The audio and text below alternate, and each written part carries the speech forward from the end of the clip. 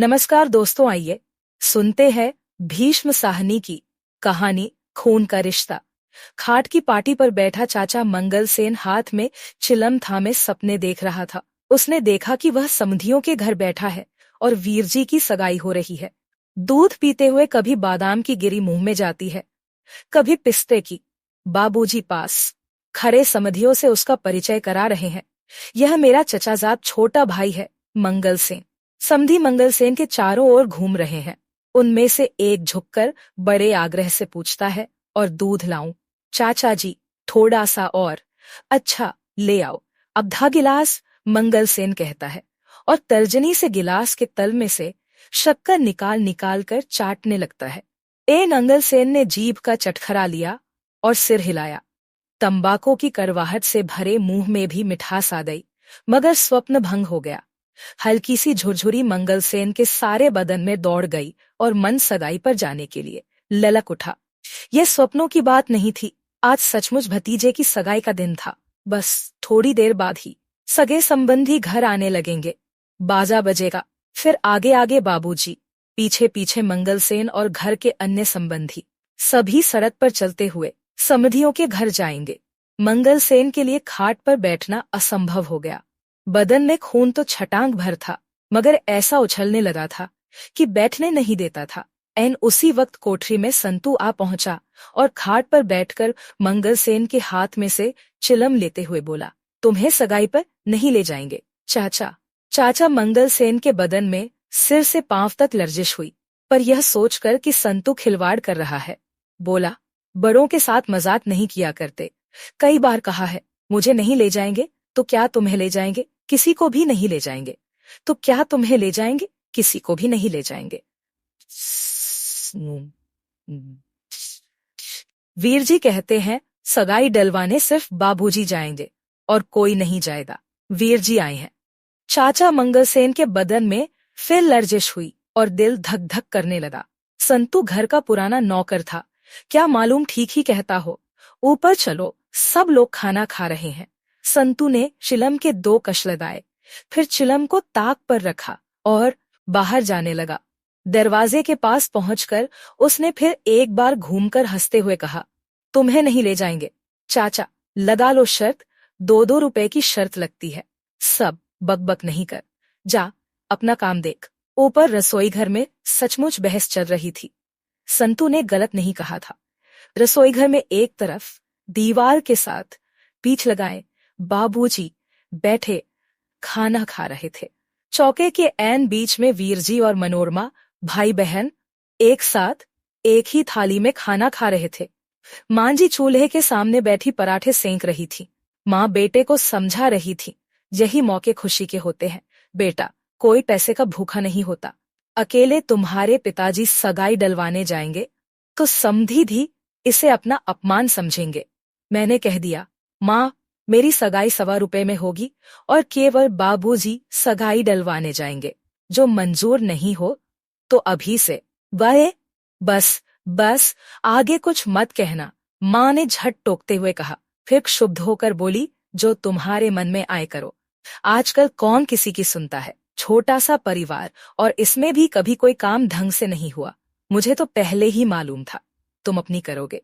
अपनी क्यों करेगा, मैं कान खींचकर इसे मनवा लूंगा, बाबूजी ने बेटे की ओर देखते हुए बड़े दुलार से कहा।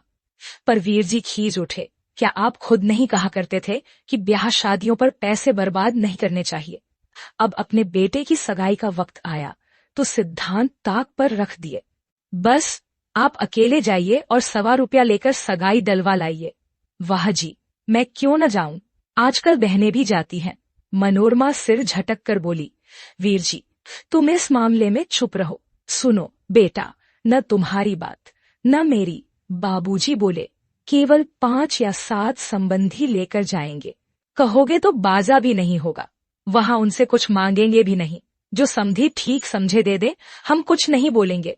इस पर वीरजी तुनक कर कुछ कहने जा ही रहे थे, जब सीढ़ियों पर मंगलसेन के कदमों की आवाज आई। अच्छा, अभी मंगलसेन से कोई बात नहीं करना, खाना खा लो, फिर बातें होती रहेंगी, मांजी ने कहा। 50 बरस की उम्र के मंगलसेन के बदन के सभी चूल ढीले पड़ गए थे। जब चलता तो उचक उचक कर हिचकोले खाता हुआ, और जब सीढ़ियां चढ़ता तो पांव घसीट कर बार बार छड़ी ठकोरता हुआ। जब भी वह सड़क पर जा रहा होता, मोड़ पर का साइकिल वाला दुकानदार हमेशा मंगलसेन से मजाक करके कहता, आओ मंगलसेन जी, पेच कस दें। और जवाब में मंगलसेन हमेशा उसे छड़ी दिखाकर कहता, अपने से बड़ों के साथ मजाक नहीं किया करते, तू अपनी हैसियत तो देख। मंगलसेन को अपनी हैसियत पर बड़ा नाज था। किसी जमाने में फौज में रह चुका था, इस कारण अब भी सिर पर खाकी पगड़ी पहनता था। खाकी रंग सरकारी रंग है, पटवारी से लेकर बड़े बड़े इंस्पेक्टर तक सभी खाकी पगड़ी पहनते हैं। इस पर ऊंचा खानदान और शहर के धनी मानी भाई के घर में रहना, ऐंठता नहीं तो क्या करता। दहलीज पर पहुंचकर मंगलसेन ने अंदर झांका। ढीशियों ने खिंचटी मूछें सस्ता तंबाकू पीते रहने के कारण पीली हो रही थी। घनी भौहों के नीचे दाईं आंख कुछ ज्यादा खुली हुई और बाईं आंख कुछ ज्यादा सिकुड़ी हुई थी। सामने के 3 दांत गायब थे। भौजाई जी, आप रोटियां सेंक रही हैं, नौकरों के होते हुए। नौ आओ मंगलसेन जी, आओ जरा देखो तो यहाँ कौन बैठा है। नमस्ते चाचा जी, वीर जी ने बैठे बैठे कहा। उठकर चाचा जी को पालागन करो। बेटा, तुम्हें इतनी भी अक्ल नहीं है, बाबूजी ने बेटे को झिड़क कर कहा। वीर जी उठ खड़े हुए और झुककर चाचा जी को पालागन किया। चाचा जी झेंप गए।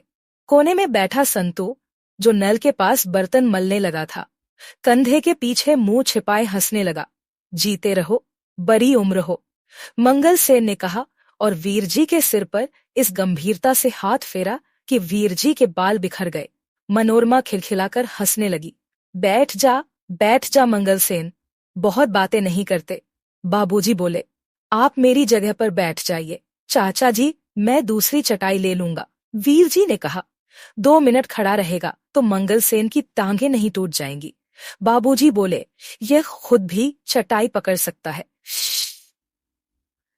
जाओ मंगलसेन, जरा टांगे हिलाओ और अपने लिए चटाई उठा लाओ। मांझी ने दांत तले होंठ दबाया और घूर घूर कर बाबूजी की ओर देखने लगी। नौकरों के सामने तो मंगलसेन के साथ इस तरह रुखाई से नहीं बोलना चाहिए। आखिर तो खून का रिश्ता है, कुछ लिहाज करना चाहिए। मंगलसेन छज्जे पर से चटाई उठाने गया। दरवाजे के पास पहुंचकर नौकर की पीठ के पीछे से गुजरने लगा तो संतू ने हंसकर कहा, वहां नहीं है चाचा जी, मैं देता हूँ, ठहरो, एक ही बर्तन रह गया है, मलकर उठता हूँ। संतू निश्चिंत बैठा, कंधों के बीच सिर झुकाए बर्तन मलता रहा। मनोरमा घुटनों के ऊपर अपनी ठुड्डी रखे, दोनों हाथों से अपने पैरों की उंगलियां मलती हुई कोई वार्ता सुनाने लगी। दुकानदारों की टांगे कितनी छोटी होती हैं। भैया, क्या तुमने कभी देखा है? अपने भाई की ओर कनखियों से देखकर हंसती हुई बोली। जितनी देर वे गद्दी पर बैठे रहें ठीक लगते हैं, पर जब उठें तो सहसा छोटे हो जाते हैं। इतनी छोटी छोटी टांगे। आज मैं एक दुकान पर सूटकेस लेने गई। ओ ठो संतू, चटाई ला दो, हर वक्त का मजाक अच्छा नहीं होता। चाचा मंगलसेन संतू से आग्रह करने लगा। वहां खड़े क्या कर रहे हो? मंगलसेन, चलो इधर आओ। उठ संतू, चटाई ले आ। सुनता नहीं तू? इसे कोई बात कहो तो कान में दबा जाता है। माँ बोली। संतू की पीठ पर चाबुक पड़ी। उसी वक्त उठा और जाकर चटाई ले आया। मांझी ने चूल्हे के पास दीवार के साथ रखी 2 थालियों में से एक थाली उठाकर मंगलसेन के सामने रख दी। मैले रूमाल से हाथ पोंछते हुए मंगलसेन चटाई पर बैठ गया। थाली में आज 3 भाजियां रखी थीं। चपातियां खूब गरम गरम थीं। सहसा बाबूजी ने मंगलसेन से पूछा, आज रामदास के पास गए थे, किराया दिया उसने या नहीं? मंगलसेन खुशी में था। उसी तरह चहककर बोला, बाबूजी, वह अफीमची कभी घर पर मिलता है, कभी नहीं। आज घर पर था ही नहीं। एक थप्पड़ मैं तेरे मुंह पर लगाऊंगा। तुमने क्या मुझे बच्चा समझ रखा है? रसोई घर में सहसा सन्नाटा छा गया। माँ ने होंठ भींच लिए।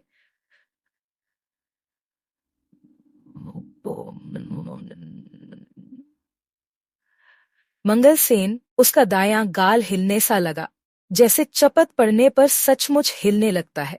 6 महीने का किराया उस पर चढ़ गया है। तू करता क्या रहता है? नुक्कड़ में बैये संतू के भी हाथ बर्तनों को मलते मलते रुक गए। भाई बहन फर्श की ओर देखने लगे। हाय बेचारा, मनोरमा ने मन ही मन कहा और अपने पैरों की उंगलियों की ओर देखने लगी। वीरजी का खून खौल उठा। चाचा जी गरीब है ना, इसीलिए इन्हें इतना दुत्कारा जाता है। और पराठा डालूं मंगल सेन जी? माँ ने पूछा। मंगल सेन का कौर अभी गले में ही अटका हुआ था। दोनों हाथे से थाली को ढकते हुए हड़बड़ाकर बोला, नहीं भौजाई जी, बस जी। जब मेरे यहाँ रहते यह हाल है, तो जब मैं कभी बाहर जाऊंगा तो क्या हाल होगा। मैं चाहता हूँ तू कुछ सीख जाएगा और किराए का सारा काम संभाल ले। मगर 6 महीने तुझे यहाँ आए हो गए, तूने कुछ नहीं सीखा। इस वाक्य को सुनकर मंगल सेन के सर्द लहू में थोड़ी सी हरारत आई। मैं आज ही किराया ले आऊंगा बाबूजी। न देगा तो जाएगा कहाँ। मेरा भी नाम मंगल सेन है। मुझे कभी बाहर जाना पड़ा तो तुम ही को काम संभालना है। नौकर कभी किसी को कमाकर नहीं खिलाते। जमीन जायदाद का काम करना हो तो सुस्ती से काम नहीं चलता। कुछ हिम्मत से काम लिया करो। मंगल सेन के बदन में झुरझुरी हुई। दिल में ऐसा हुलास उठा कि जी चाहा पगड़ी उतारकर बाबूजी के कदमों पर रख दे। हुमक्कर बोला, चिंता न करो जी, मेरे होते यहाँ चिड़ी पड़त जाएगा तो कहना, डर किस बात का। मैंने लाम देखी है बाबूजी। बसरे की लड़ाई में कप्तान रस्किन था हमारा। कहने लगा, देखो मंगल सेन, हमारी शराब की बोतल लारी में रह गई है, वह हमें चाहिए। उधर मशीन गन चल रही थी। मैंने कहा, अभी लो साहब, और अकेले मैं वहां से बोतल निकाल लाया। ऐसी क्या बात है? मंगल सेन फिर चहकने लगा।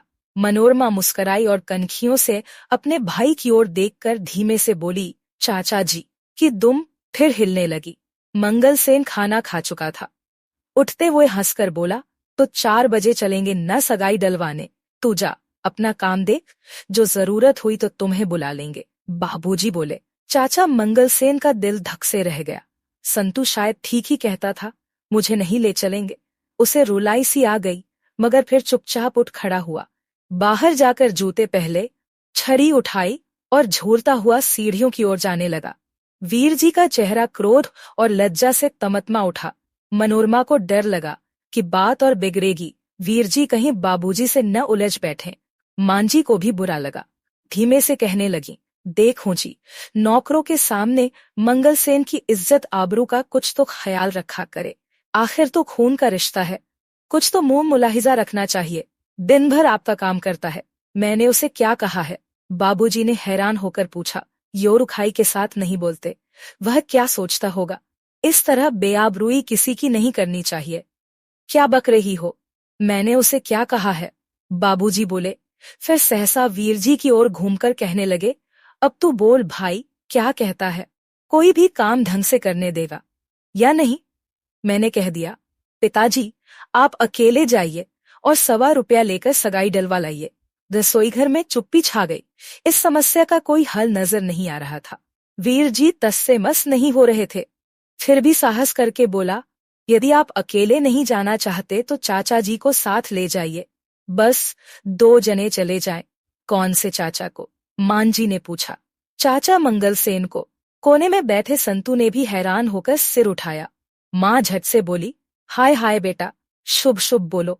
अपने रईस भाइयों को छोड़कर इस मरदूत को साथ ले जाएं, सारा शहर थू थू करेगा। मांझी, अभी तो आप कह रही थी खून का रिश्ता है। किधर गया खून का रिश्ता? चाचा जी गरीब हैं, इसीलिए। मैं कब कहती हूँ यह न जाए, लेकिन और संबंधी भी तो जाएं।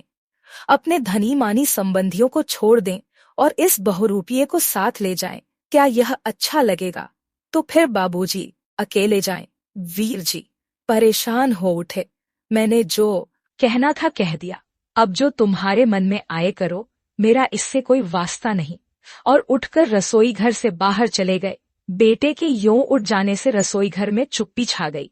माँ और बाप दोनों का मन खिन्न हो उठा। ऐसा शुभ दिन हो, बेटा घर पर आए और यों तकरार होने लगे। माँ का दिल टूक टूक होने लगा। उधर बाबूजी का क्रोध बढ़ रहा था। उनका जी चाहता था कह दे, जा फिर मैं भी नहीं जाऊंगा, भेज दे जिसको भेजना चाहता है। मगर यह वक्त झगड़े को लंबा करने का न था। सबसे पहले माँ ने हार मानी। क्या बुरा कहता है, आजकल लड़के माँ बाप के हजारों रुपए लुटा देते हैं। इसके विचार तो कितने ऊंचे हैं। बच्चों के आगे किस माँ बाप की चलती है। और चुपचाप उठकर अपने कमरे में जाने लगे। जा संतू, मंगल सेन को कह तैयार हो जाए। मांझी ने कहा। मनोरमा चहक उठी और भागी हुई वीरजी को बताने चली गई कि बाबूजी मान गए हैं। मंगलसेन को जब मालूम हुआ कि अकेला वही बाबूजी के साथ जाएगा तो कितनी ही देर तक वह कोठरी में उचकता और चक्कर लगाता रहा। बदन का छटांग भर खून फिर उछलने लगा। जी चाहा कि संतू से उसी वक्त शर्त के 2 रुपए रखवा ले। क्यों न हो, आखिर मुझसे बड़ा संबंधी है भी कौन। मुझे नहीं ले जाएंगे तो किसे ले जाएंगे। मैं और बाबूजी ही इस घर के कर्ता धर्ता है और कौन है। जितना ही अधिक वह इस बात पर सोचता, उतना ही अधिक उसे अपने बड़प्पन पर विश्वास होने लगता। आखिर उसने कोने में रखी ट्रंकी को खेला और कपड़े बदलने लगा। घंटा भर बाद जब मंगलसेन तैयार होकर आंगन में आया तो मांझी का दिल बैठ गया। यह सूरत लेकर समधियों के घर जाएगा। मंगलसेन के सिर पर खाकी पगड़ी, नीचे मैली कमीज के ऊपर खाकी फौजी कोट जिसके धागे निकल रहे थे, और नीचे मोटे काले बूट। माँ को रुलाई आ गई, पर यह अवसर रोने का नहीं था। अपनी रुलाई को दबाती हुई वह आगे बढ़ाई। मनोरमा, जा भाई कि अलमारी में से एक धुला पाजामा निकाल ला। फिर बाबूजी के कमरे की ओर मुंह करके बोली, सुनते हो जी, अपनी एक पगड़ी इधर भेज देना। मंगलसेन के पास ढंग की पगड़ी नहीं है। मंगलसेन का कायाकल्प होने लगा। मनोरमा पाजामा ले आई। संतू बूट पालिश करने लगा। आंगन के ऐन बीचों बीच एक कुर्सी पर मंगलसेन को बिठा दिया गया और परिवार के लोग उसके आसपास भाग दौड़ करने लगे। कहीं से मनोरमा की 2 सहेलियां भी आ पहुंची थीं। मंगलसेन पहले से भी छोटा लग रहा था। नंगा सिर, दोनों हाथ घुटनों के बीच जोड़े वह आगे की ओर झुककर बैठा था। बार बार उसे रोमांच हो रहा था। मंगलसेन का स्वप्न सचमुच साकार हो उठा। समधियों के घर में उसकी वह आव भगत हुई कि देखते बनता था। मंगलसेन आराम कुर्सी पर बैठा था और पीछे एक आदमी खड़ा पंखा झल रहा था। समधी आगे पीछे हाथ बांधे घूम रहे थे। एक आदमी ने सचमुच झुककर बड़े आग्रह से कहा, और दूध लाऊं चाचा जी, थोड़ा सा और जवाब में मंगलसेन ने कहा, हाँ, आधा गिलास ले आओ। समधियों के घर की ऐसी सजधज थी कि मंगलसेन दंग रह गया और उसका सिर हवा में तैरने लगा। आवाज ऊंची करके बोला, लड़की कुछ पढ़ी लिखी भी है या नहीं? हमारा बेटा तो MA पास है जी। आपकी दया से लड़की ने इसी साल BA पास किया है। मंगलसेन ने छरी से फर्श को ठकोरा, फिर सिर हिलाकर बोला, घर का काम धंधा भी कुछ जानती है या सारा वक्त किताबें ही पढ़ती रहती है? जी, थोड़ा बहुत जानती है। थोड़ा बहुत क्योंती। आखिर सदाई डलवाने का वक्त आया। समधी बादामों से भरे कितने ही थाल लाकर बाबूजी और मंगलसेन के सामने रखने लगे। बाबूजी ने हाथ बांध दिए। मैं तो केवल 1 रुपया और 4 आने लूंगा। मेरा इन चीजों में विश्वास नहीं है। हमें अब पुरानी रस्मों को बदलना चाहिए। आप सलामत रहें, आप सलामत रहें। आपका 1.25 रुपया भी मेरे लिए 1.25 लाख के बराबर है। आपको किस चीज की कमी है लाला जी? पर हमारा दिल रखने के लिए ही कुछ स्वीकार कर लीजिए। बाबूजी मुस्कराए। नहीं महराज, आप मुझे मजबूर न करें। यह उसूल की बात है। मैं तो 1.25 ही रुपया लेकर जाऊंगा। आपका सितारा बुलंद रहे। आपकी बेटी हमारे घर आएगी तो साक्षात लक्ष्मी विराजेगी। मंगलसेन के लिए चुप रहना असंभव हो रहा था। हुमक कर बोला, एक बार कह जो दिया जी कि हम 1.25 रुपया ही लेंगे।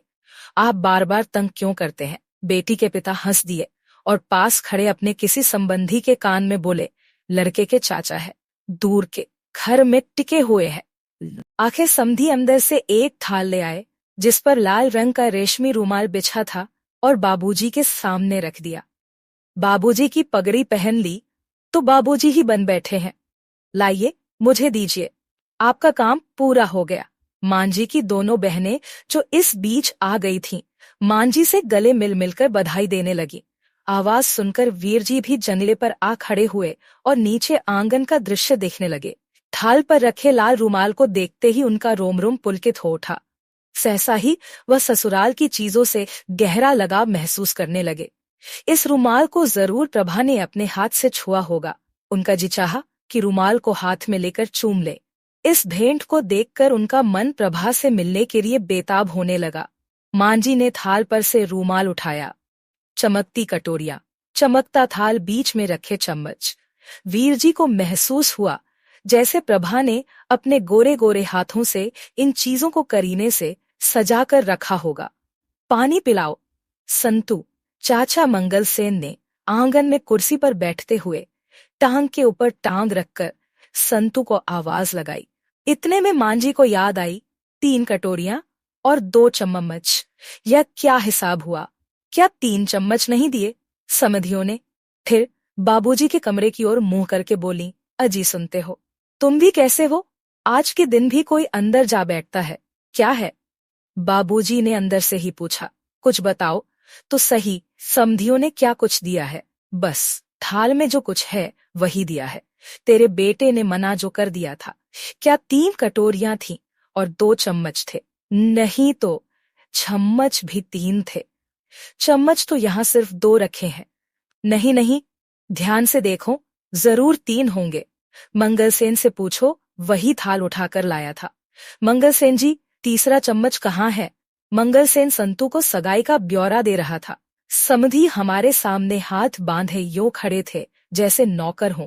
लड़की बड़ी सुशील है, बड़ी सलीके वाली है, BA पास है, सीना पिरोना भी जानती है। तो मंगलसेन जी, तीसरा चम्मच कहाँ है? कौन सा चम्मच? वही थाल में होगा। मंगलसेन ने लापरवाही से जवाब दिया, थाल में तो नहीं है। तो उन्होंने 2 ही चम्मच दिए होंगे। बाबूजी ने थाल लिया था। हमें बेवकूफ बना रहे हो। मंगलसेन जी, तुम्हारे भाई कह रहे हैं 3 चम्मच थे। इतने में बाबूजी की गरज सुनाई दी, इसीलिए मेरे साथ गए थे कि मच गवा आओगे। कुछ नहीं तो 5-5 रुपए का 1-1 चम्मच होगा। मंगलसेन ने उसी लापरवाही से कुर्सी पर से उठकर कहा, मैं अभी जाकर पूछ आता हूँ, इसमें क्या है? हो सकता है उन्होंने 2 ही चम्मच रखे हों। वहां कहाँ जाओगे? बताओ, चम्मच कहाँ है? सारा वक्त तो थाल पर रूमाल रखा रहा। बाबूजी, थाल तो आपने लिया था, आपने चम्मच गिने नहीं थे। मेरे साथ चालाकी करता है। बज्जात, बता तीसरा चम्मच कहाँ है? मांझी चम्मच खो जाने पर विचलित हो उठी थी। बहनों की ओर घूमकर बोली, गिनी चुनी तो समधियों ने चीजें दी है, उनमें से भी अगर कुछ खो जाए तो बुरा तो आखिर लगता ही है। कैसा ढीठ आदमी है, सुन रहा है और कुछ बोलता नहीं। बाबूजी ने गरज कर कहा। चम्मच खो जाने पर अचानक वीरजी को बेहद गुस्सा आ गया। प्रभा ने चम्मच भेजा और वह उन तक पहुंच ही नहीं। प्रभा के प्रेम की पहली निशानी ही खो गई। वीरजी सहसा आवेश में आ गए। वीरजी ने आव देखा न ताव।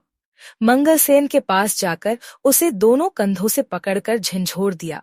आपको इसीलिए भेजा था कि आप चीजें गवा आए। सभी चुप हो गए। सत्ता सा छा गया। वीरजी खिन्न से महसूस करने लगे कि मुझसे यह क्या भूल हो गई और झेंप कर वापस जाने लगे। तुम बीच में मत पड़ो बेटा, अगर चम्मच खो गया है तो तुम्हारी बला से। सबका धर्म अपने अपने साथ है। एक चम्मच से कोई अमीर नहीं बन जाएगा। जेब तो देखो इसकी, बाबूजी ने गरज कर कहा। मौसियां झेप गईं और पीछे हट गईं, पर मनोरमा से न रहा गया। झट आगे बढ़कर वह जेब देखने लगी। रसोई घर की दहलीज पर संतू हाथ में पानी का गिलास उठाए रुक गया और मंगलसेन की ओर देखने लगा। चाचा, मंगलसेन खड़ा, कभी एक का मुंह देख रहा था, कभी दूसरे का। वह कुछ कहना चाहता था, मगर मुंह से एक शब्द भी नहीं निकल रहा था। एक जेब में से मैला सा रूमाल निकला, फिर बीड़ियों की गड्डी, माचिस, छोटा सा पेंसिल का टुकड़ा। इस जेब में तो नहीं है, मनोरमा बोली और दूसरी जेब देखने लगी।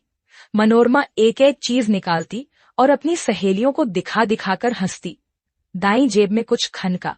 मनोरमा चिल्ला उठी, कुछ खनका है, इसी जेब में है, चोर पकड़ा गया। तुमने सुना? मालती, जेब में टूटा हुआ चाकू रखा था जो चाबियों के गुच्छे से लगकर खनका था। छोड़ दो मनोरमा, जाने दो, सबका धर्म अपने अपने साथ है। आपसे चम्मच अच्छा नहीं है मंगल सेन जी, लेकिन यह सगाई की चीज थी। मंगल सेन की सांस फूलने लगी और टांगे कांपने लगी, लेकिन मुंह से एक शब्द भी नहीं निकल पा रहा था। दोनों कान खोलकर सुन ले मंगल सेन, बाबूजी ने गरज कर कहा, मैं तेरे से 5 रुपए चम्मच के ले लूंगा, इसमें मैं कोई लिहाज नहीं करूंगा। मंगल सेन खड़े खड़े गिर पड़ा। बधाई बहन जी। नीचे आंगन में से 3-4 स्त्रियों की आवाज एक साथ आ गई। मंगल सेन गिरा भी अजीब ढंग से, धम्म से जमीन पर जो पड़ा तो उकड़ू हो गया और पगड़ी उतरकर गले में आ गई। मनोरमा अपनी हंसी रोके न रोक सकी। देखो जी, कुछ तो ख्याल करो, गली मोहल्ला सुनता होगा, इतनी रुखाई से भी कोई बोलता है, मांझी ने कहा। फिर घबराकर संतू से कहने लगी, इधर आओ संतू, और इन्हें छज्जे पर लिटा आओ। वीर जी फिर खिन्न सा अनुभव करते हुए अपने कमरे में चले गए। मैंने जल्दबाजी की, मुझे बीच में नहीं पड़ना चाहिए था। इन्होंने चम्मच कहाँ चुराया होगा, जरूर कहीं गिर गया होगा। बाबूजी नीचे अपने कमरे में चले गए। शीघ्र ही घर में ढोलक बजने की आवाज आने लगी। मनोरमा और उसकी सहेलियां आंगन में कालीन बिछवाकर बैठ गईं। ढोलक की आवाज सुनकर पड़ोसी ने घर में बधाई देने आने लगी। एन उसी वक्त गली वाले दरवाजे के पास एक लड़का आ खड़ा हुआ। संकोचवश वह निश्चय नहीं कर पा रहा था कि अंदर जाएगा या वहीं खड़ा रहे। मनोरमा ने देखते ही पहचान लिया कि प्रभा का भाई वीरजी का साला है। भागी हुई उसके पास जा पहुंची और शरारत से उसके सिर पर हाथ फेरने लगी। आओ बेटा जी, अंदर आओ, तुम यहाँ पड़ोस में रहते हो ना? नहीं, मैं प्रभा का भाई हूँ। मिठाई खाओगे, मिठाई खाओगे, मनोरमा ने फिर शरारत से कहा और हंसने लगी। लड़का सकुचा गया। नहीं, मैं तो यह देने आया हूँ, उसने कहा और जैकेट की जेब में से एक चमकता सफेद चम्मच निकाला और मनोरमा के हाथ में देकर उन्हीं कदमों वापस लौट गया। हाय, चम्मच मिल गया, मांझी चम्मच मिल गया। पर मांझी संबंधियों से घिरी खड़ी थी। मनोरमा रुक गई और मां से नजरें मिलाने की कोशिश करते हुए हाथ ऊंचा करके चम्मच हिलाने लगी। चम्मच को कभी नाक पर रखती, कभी हवा में हिलाती, कभी ऊंचा फेंक कर हाथ में पकड़ती, मगर मांझी कुछ समझ ही नहीं रही थी। छज्जे पर संतू ने मंगलसेन को खाट पर लिटाया और मुंह पर पानी का छींटा देते हुए बोला, तुम शर्त जीत गए, बस तनख्वाह मिलने पर 2 रुपए नकद तुम्हारी हथेली पर रख दूंगा। तो दोस्तों, अभी आप सुन रहे द भीष्म साहनी की लिखी कहानी खून का रिश्ता। कहानी अच्छी लगी है तो आप इसे लाइक और चैनल को सब्सक्राइब जरूर करें।